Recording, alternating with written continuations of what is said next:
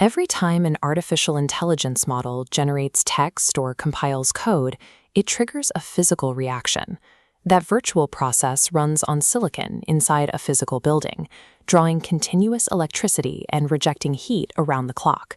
The sheer volume of AI data center deployment has shifted a manageable load growth problem into a grid-level engineering challenge. In 2024, global data center electricity consumption reached roughly 415 to 460 terawatt-hours. That accounted for about 1.5% of all global electricity use. The International Energy Agency projects that figure will climb rapidly, passing 1,000 terawatt-hours by 2030, driven predominantly by artificial intelligence workloads. In the United States, the localized impact is even sharper. Data centers consumed 4.5% of national electricity in 2024. By 2030, the Electric Power Research Institute projects that share could jump to 12%. Power infrastructure engineers are now staring down an end-use demand curve with no modern equivalent. It is a continuous 24-hour draw that is directly testing baseline grid reliability. Scaling a digital compute cluster requires deploying software. Feeding it requires physical, rigid infrastructure, high-voltage substations, switch yards, and reinforced transmission lines. To measure facility efficiency, engineers rely on power usage effectiveness, or PUE. It is the ratio of total facility power to the power that actually reaches the IT equipment. A mathematically perfect PUE is 1.0. Today, highly optimized modern data centers operate around 1.2 to 1.4. In physical terms, that means 20 to 40% of all power entering the facility performs zero computation. It is burned entirely by power conversion overhead and the cooling infrastructure required to keep the servers running. To match this massive, continuous drain, grid operators must dispatch firm power generation, increasingly leaning on gas turbine switchyards to ramp up and sustain output. The grid must support both the compute load and the immense thermodynamic requirement of keeping millions of processors from overheating.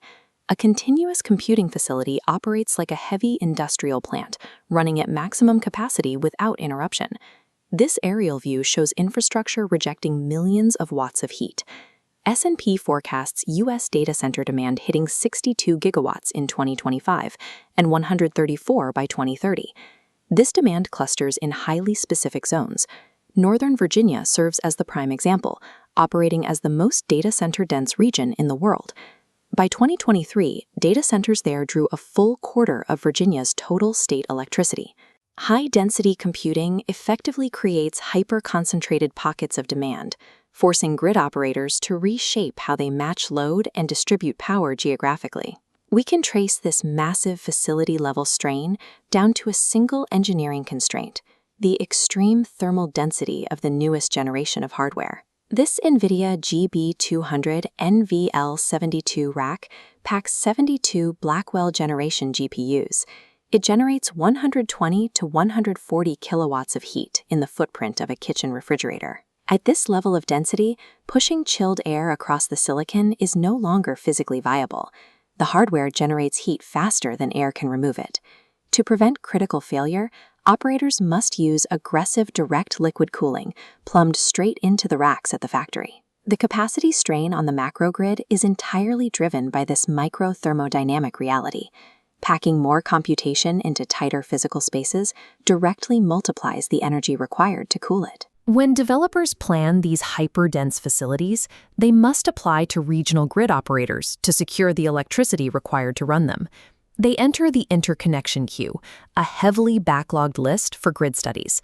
Average wait times ballooned from 2 years in 2008 to nearly 5 today. The Texas grid provides the clearest metric for the scale of this backlog. In 2025, large load interconnection requests in Texas surged past 230 gigawatts.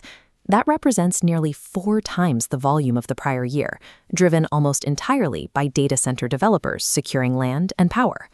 Software deployment moves in weeks, but heavy infrastructure moves in years. The agility of the tech sector is crashing directly into the inflexible timelines of engineering safety studies.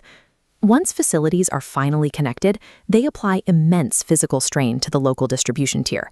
Substation switchgear and bus connections are locked at maximum continuous load. Because the servers do not cycle down at night, local transmission lines are increasingly forced up against their hard physical thermal limits without relief. This local friction ultimately bleeds into regional capacity markets. In December 2025, grid operators in the PJM market, spanning from Illinois to North Carolina, hit a severe milestone. For the first time in PJM's history, its capacity auction failed to procure enough power to meet near-term reliability targets. The system came up 6,600 megawatts short. The root of the shortfall is simple addition. Data center load growth is outpacing new generation in the PJM market by roughly 2 to 1. When physical capacity runs scarce, prices follow. This localized deficit has pushed residential power bills upward by an estimated $15 to $20 a month in affected zones.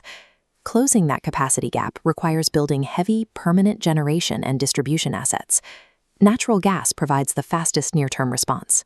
Combined cycle plants and simple cycle peakers can be permitted and built in 2 to 4 years, making them the default generation patch. But generating the power solves only half the equation.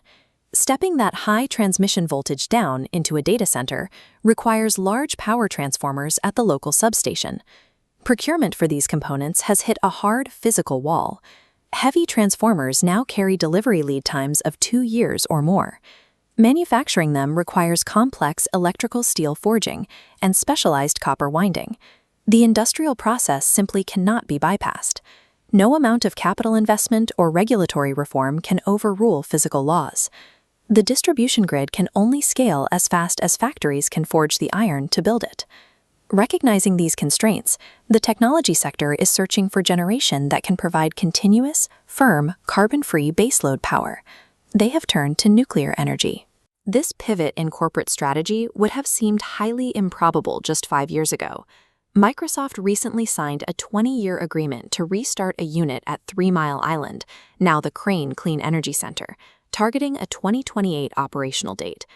Google followed with a corporate deal for 500 megawatts from Kairos Power's small modular reactors, while Meta announced an agreement for sodium-cooled designs with TerraPower. In a single year, technology companies have signed commitments to back more than 10 gigawatts of new United States nuclear capacity. Powering the AI boom is the ultimate test of heavy power engineering, grid mechanics, and physical infrastructure. To examine the load-matching models and physical constraints testing today's grid, explore the technical resources available on our platform.